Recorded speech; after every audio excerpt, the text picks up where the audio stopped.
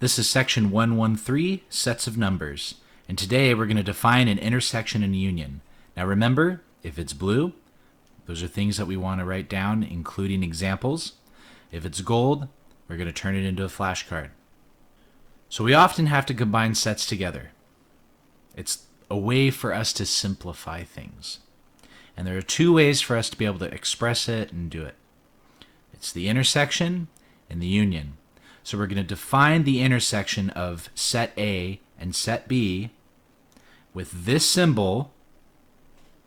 And we're going to say that if we wanted to write it into this set builder notation, we have x such that x is an element of A and x is an element of B. When we see this and, that means intersection. When you see the and, it means intersection. Now likewise with a union, we're going to use this symbol. It's a U symbol, and we're going to use the word or. If you ever see the word or, it implies it's going to be a union. Now let's kind of visualize this. Now we're going to put those onto flashcards, that's why it's gold, to kind of remember that and is intersection, or is union.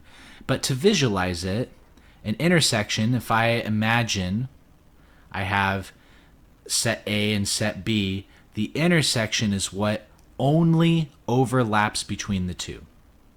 And so that's why only the shaded region is what's overlapping between the two sets.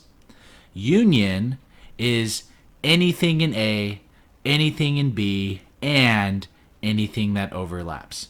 So if we look at set A and B here, if I wanted to find the intersection of A and B, so I have to look at what overlaps. What overlaps is 2 and 3, so the intersection of A and B is going to be 2 and 3. If I wanted to find the union of A and B, it is everything from both sets. So I took everything from both sets and I combined it together into a new set. So let's look at a few examples here.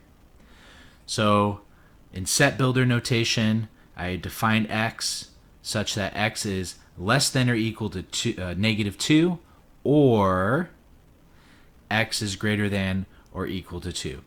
So here we go.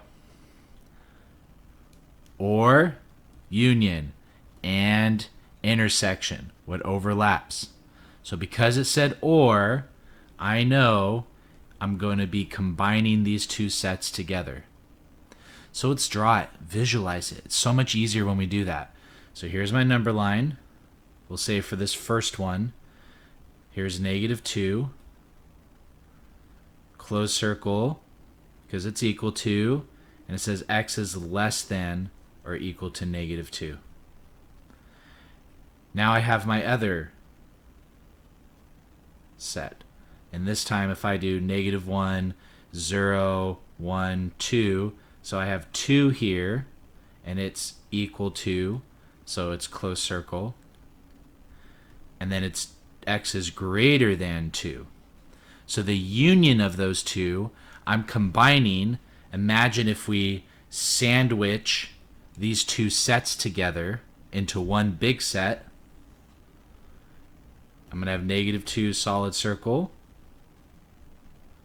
positive 2 solid circle. So I combine them into one giant set, and whatever that set is, that's my answer. So it goes from negative infinity to negative 2, union from positive 2 to infinity. And that's my answer. Let's look at another example. Now that I see this word and, that means intersection.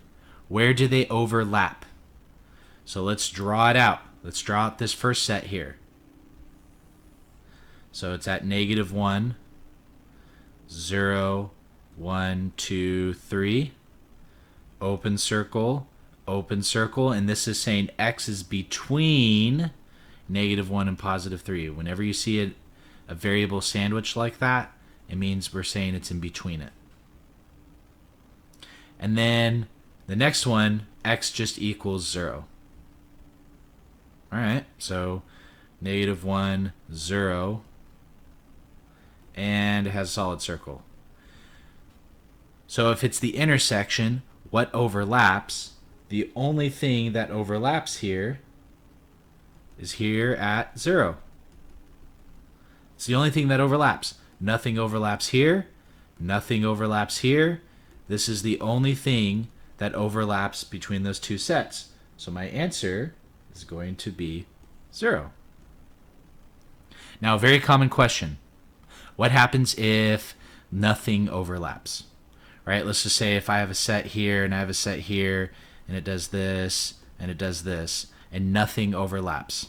That's where we get our empty set, because nothing overlaps. So let's close today's lesson. What did we learn today? We talked about using both intersections and unions as it relates to sets. So what's the difference between an intersection and a union? An intersection is what overlaps between the two sets, and the union is everything in set A, B, and anything that overlaps. It's basically you're combining both sets together. This does conclude our lesson. If you have any other questions, please leave them in the comments.